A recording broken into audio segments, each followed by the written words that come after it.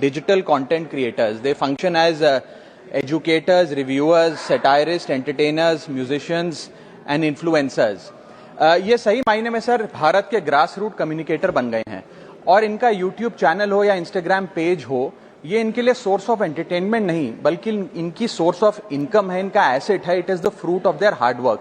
But एक चीज से ये सब परेशान है और उस मुद्दे को आज मैं सदन में उठाना चाहूंगा. That is the issue of fair use and arbitrary copyright strikes by digital platforms.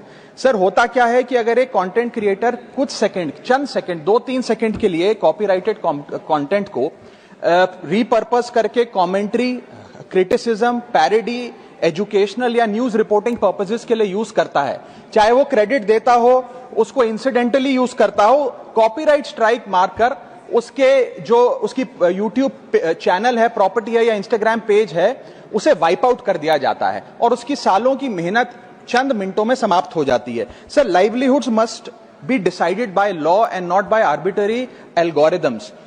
Sir, this by no means that one is against copyright holders. उनके हार्डवर्क और ओरिजिनलिटी को रिस्पेक्ट करने की जरूरत है, लेकिन यह समझने की जरूरत है that fair use is not piracy.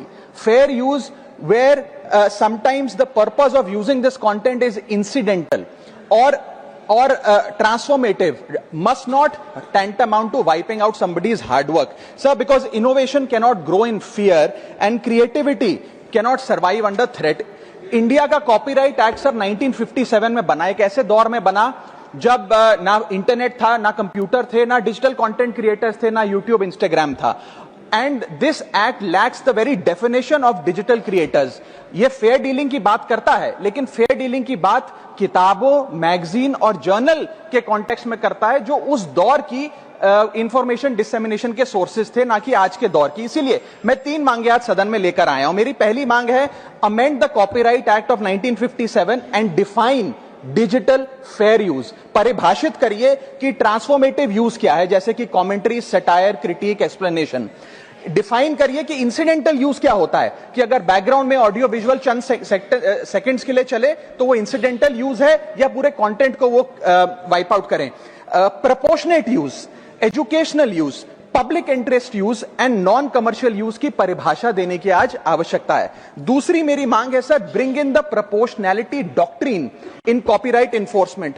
कि बैकग्राउंड में मान लीजिए कुछ सेकंड के लिए कोई वीडियो और साउंड चला, उसका यह मतलब नहीं होना चाहिए कि कंटेंट क्रिएटर की सालों की मेहनत कुछ चंद सेकंड्स में समाप्त हो जाए. My third demand sir is that mandatory due process before take down.